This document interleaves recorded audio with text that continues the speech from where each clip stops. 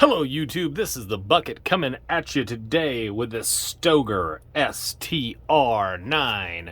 This is a striker-fired polymer firearm with steel on steel from the Stoeger. Now, Stoeger is not a new company. Stoeger was founded back in 1924, and they were an importer and a sporting goods company.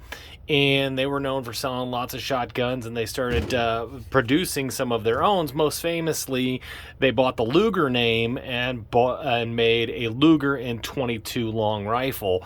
They also made the American Eagle Luger, which was a remake of the German-made Luger for Abercrombie and Fitch that had an American Eagle crest on the top that was imported in the 20s and 30s. They made a reproduction of those that are really pretty neat little guns and pretty expensive still to this day. A while back, Benelli purchased Stoeger, and they had a conglomerate with Beretta, and Stoeger is really more known for kind of inexpensive quality shotguns, and Italy is known for making a lot of shotguns from very, very inexpensive to very, very, very high quality shotguns. And back a few years back, Stoeger came out. They also produced the Cougar, which was a knockoff of the Steyr-Hans rotating barrel system, and I will be bringing you a Steyr-Hahn here in the near future.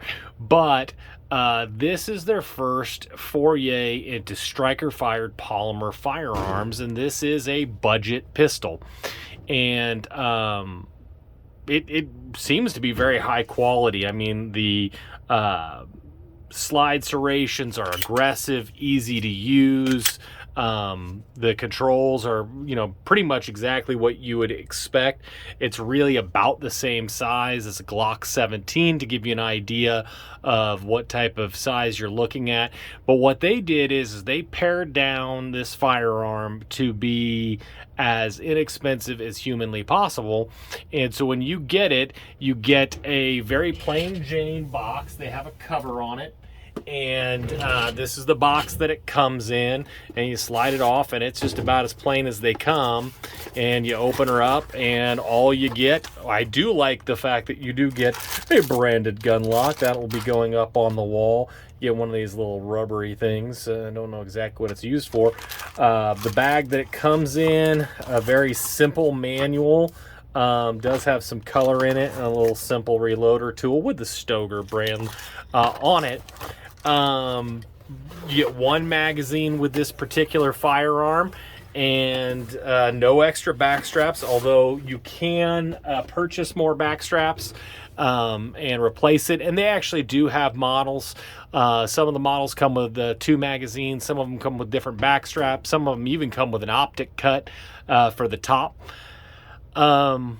And it's just plain Jane. If you need a gun, you need it quick, you need it inexpensive, this is a good gun. I picked this one up for $250 online, and by the time I got it shipped and paid my FFL fee at the Knapp Weaponry, it was $270. And I'm excited to see kind of what you get for that.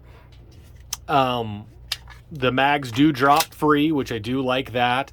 The controls are very simple, easy to get to. The trigger, it leaves a little bit to be desired. There's a little bit of take up, it's a little mushy, and then you get a little bit of creep, and the wall is not super defined. When you do the trigger reset, does push off a little bit, which is nice. It is easy to stop right when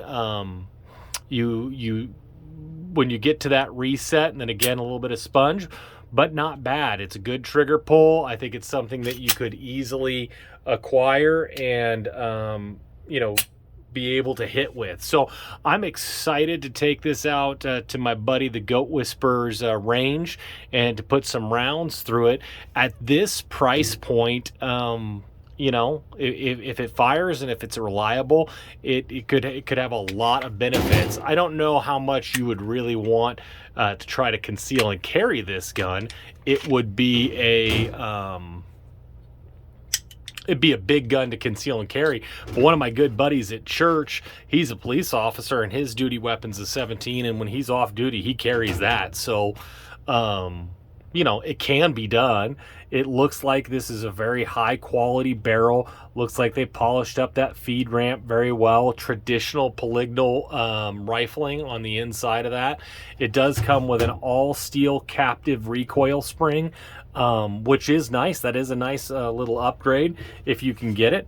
The machining work looks to be very, very high quality. It doesn't look like they cut any corners on this particular firearm. I'm not a big fan of the Glock style takedown with these two little tabs. I find it to be not particularly easy on me. I think that the drop down that you see on H&K, on Sig Sauer, on M&P seem to be a little bit better. The mag is metal. It does hold 15 rounds. Seems to be a good firearm, so I'm excited to get this out to the range. If you like what I had to say today, go ahead and hit that like button. Comments are always appreciated, and if you have a buddy that's into the firearms industry, go ahead and share that video, and you stay classy, YouTube. I learned a lesson. Never half-ass two things. Whole-ass one thing.